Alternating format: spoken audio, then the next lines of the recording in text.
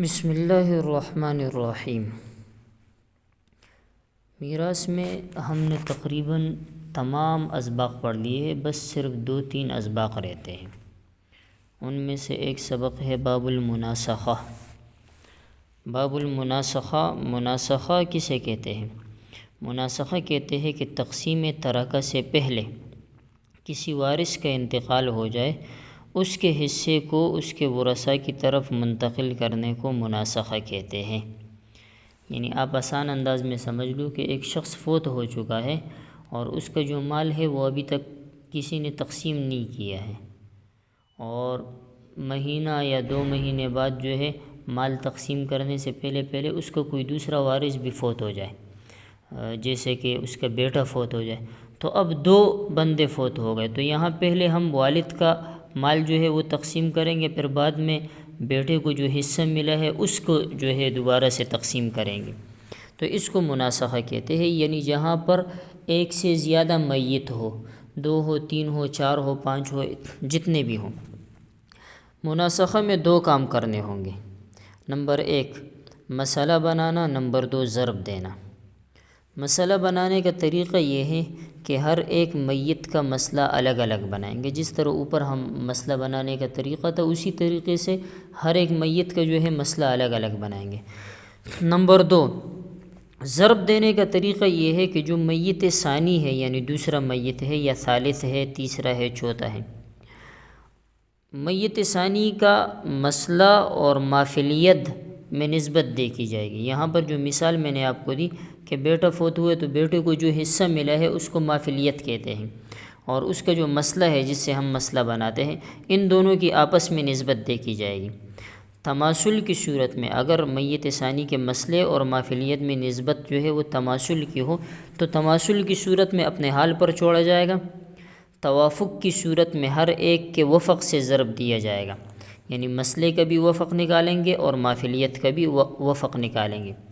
اگر تداخل کی صورت ہو تو تداخل کی صورت میں اکثر العدد، مسئلہ اور مافیلیت میں جو اکثر العدد ہے اس کے وفق سے ضرب دیا جائے گا، اکثر العدد کا بھی وفق نکال کر اس سے ضرب دیا جائے گا۔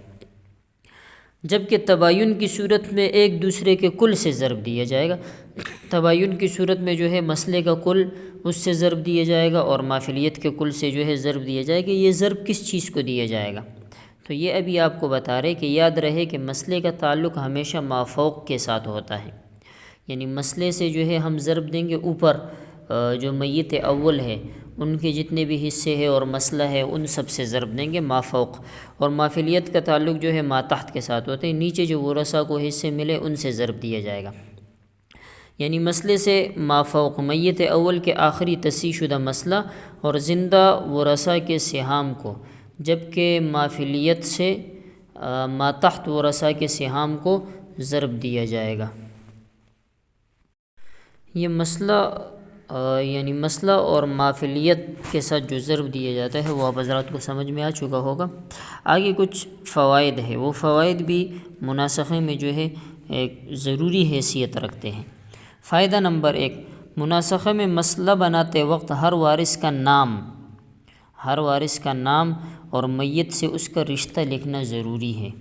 اس کی وجہ یہ ہے کہ نام لکھنا تو اس وجہ سے ضروری ہے کہ اکثر جو ہے 5 بیٹے ہیں، تو 5 بیٹوں میں سے جو ہے ایک تو یہ ہوگی کہ 5 بیٹے میت اول کے ہیں، 5 بیٹے میت ثانی کے ہیں، تو پھر کیا کریں گے؟ دونوں کو ہم نے صرف بیٹا لکھا ہے تو مسئلہ جو ہے وہ گڑبڑ ہو جائے گا، لہٰذا ہر ایک کا نام لکھنا ضروری ہے، اور میت کے ساتھ اس کا رشتہ لکھنا، یعنی یہ بیٹا ہے، یہ بیٹی ہے، یہ فلاں ہے، یہ رشتہ لکھنا بھی ضروری ہے۔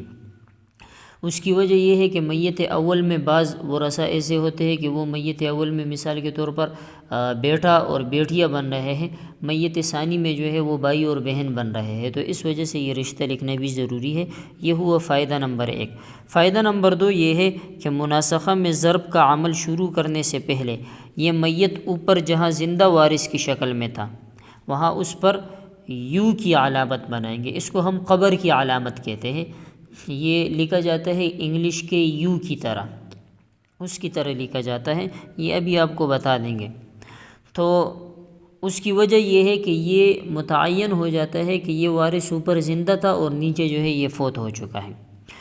فائدہ نمبر 3، مناسخہ کا عمل مکمل کرنے کے بعد جتنے زندہ ورثاء ہیں، مناسخہ یعنی میت اول میت ثانی سب مکمل ہو گیا، اس کے بعد جتنے زندہ ورثاء ہیں، الاحیاء کا لفظ کھینچ کر، الاحیاء یعنی جو زندہ ہے وہ لکھ کر کے جو ہے ان کے نیچے ایک ایک کا نام لکھا جائے گا۔ اور پھر بعض ورثاء ایسے ہوتے ہیں کہ وہ دو جگہوں پر یا 3 جگہوں پر انہیں حصے مل رہے ہیں، تو اس صورت میں یہ کیا جائے گا کہ ان کے وہ تمام حصے جمع کر کے نیچے الاحیاء میں جو نام لکھا ہے اس کے نیچے عددی حصے کے ساتھ وہ لکھ لیں گے، پھر آگے فیصدی حصہ اور فی کس رقم وہ طریقہ آپ نے پڑھ لیا ہے، تو لہٰذا وہ نکالنے کا طریقہ پھر آسان ہے۔ یہ ہوا مناسخہ، اور مناسخہ کے جو کچھ فوائد تھے ضروری وہ ہو گئے۔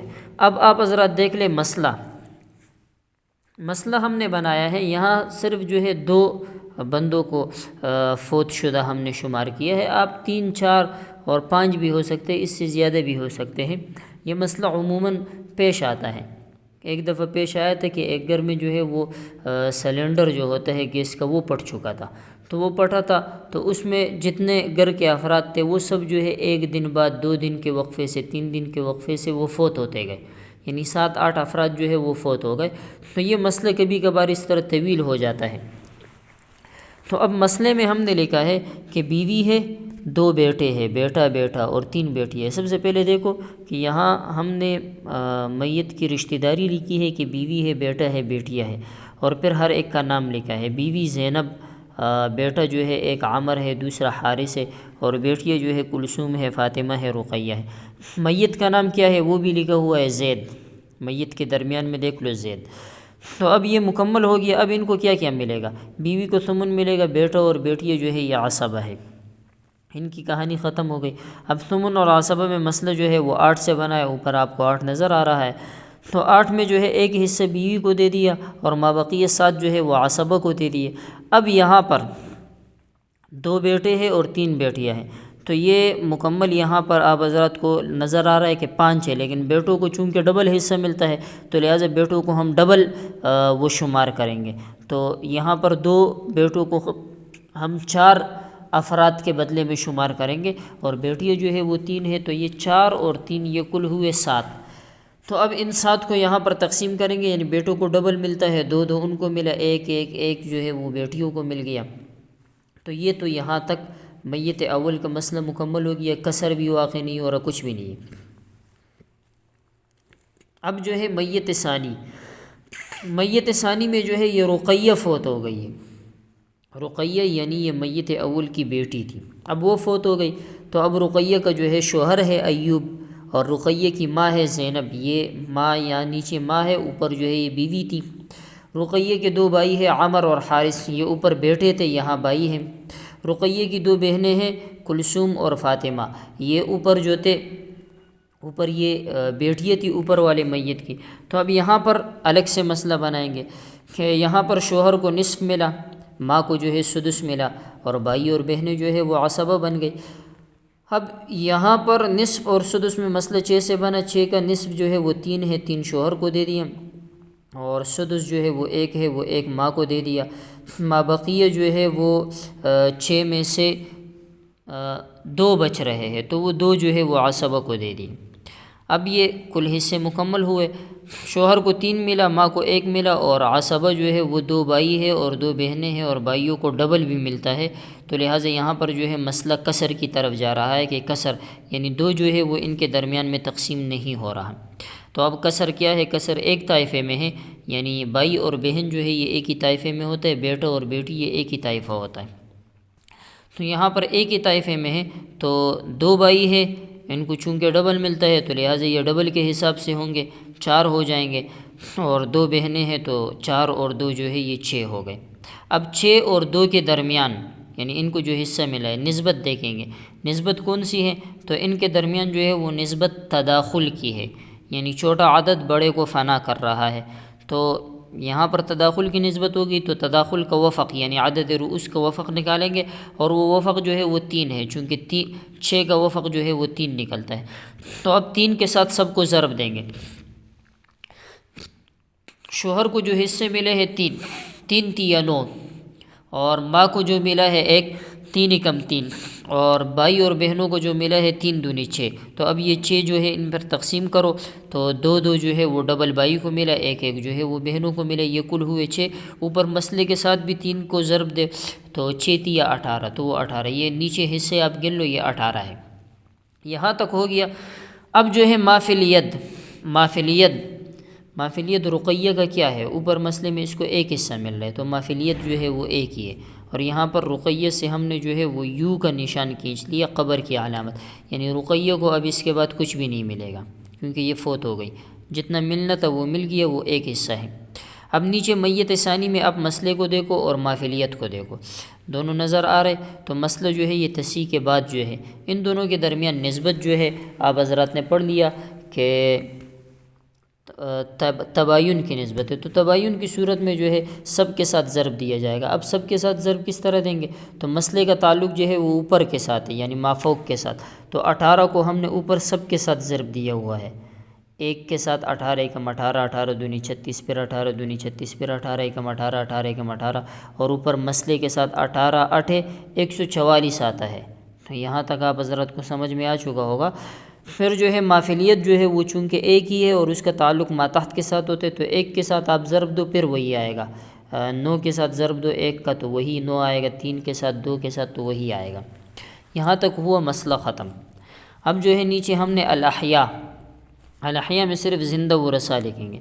سب سے پہلے ہم نے زینب لکھا، پھر عمر لکھا، پھر حارث لکھا، پھر کلثوم اور پھر فاطمہ، اور آخر میں جو ہے ہم نے لکھا ایوب۔ تو یہاں پر زندہ ورثاء چونکہ ڈبل ورثاء آ رہا ہے تو لہٰذا ان کو ایک ہی دفعہ میں لکھا ہے۔ تو ان کو جو حصے مل رہے ہیں، سب سے پہلے ہم نے لکھا ہے زینب اوپر اس کو حصہ مل رہا ہے 18 اور نیچے اس کو مل رہا ہے 3، تو 18 اور 3 21 ہو گئے۔ پھر عمر لکھا ہے تو عمر کو اوپر مل رہا ہے 36 اور نیچے عمر کو 2 مل رہا ہے تو یہ 38 ہو گئے۔ حارث کو بھی اسی طرح 36 اور 2 38۔ پھر کلثوم ہم نے لکھا ہوا ہے تو کلثوم کو اوپر 18 اور نیچے جو ہے 1 19 ہو گئے۔ اسی طرح فاطمہ کے بھی 19 ہو گئے۔ رقیہ چونکہ فوت ہو چکی ہے تو لہٰذا اس کے لکھنے کی ضرورت نہیں ہے۔ اور پھر جو ہے ایوب ہے تو ایوب کو کل 9 حصے ملے ہیں، تو یہ سب آپ جمع کر لو، یہ سب کے سب جو ہے 144 تک پہنچتے ہیں، جو اوپر سب سے پہلے مسئلے میں جو تصحیح ہے یہ 144 حصے بن گئے۔ یہ ہوئے عددی حصہ۔ اب فیصدی حصہ، تو یہ جو حصے ہیں 21 38 38 19 وغیرہ، یہ حصہ ضرب 100 اور تقسیم مسئلہ جو ہے وہ 144 ہے، اس کے ساتھ ضرب دو تو یہ زینب کا جو ہے وہ فیصدی حصہ نکلے گا 14.58 اور عمر کا نکلے گا 26.38 اور حارث کا نکلے گا 26.38 ہے، اور اسی طرح جو ہے کلثوم اور فاطمہ ان کا نکلے گا 13.19 اور ایوب کا نکلے گا 6.25۔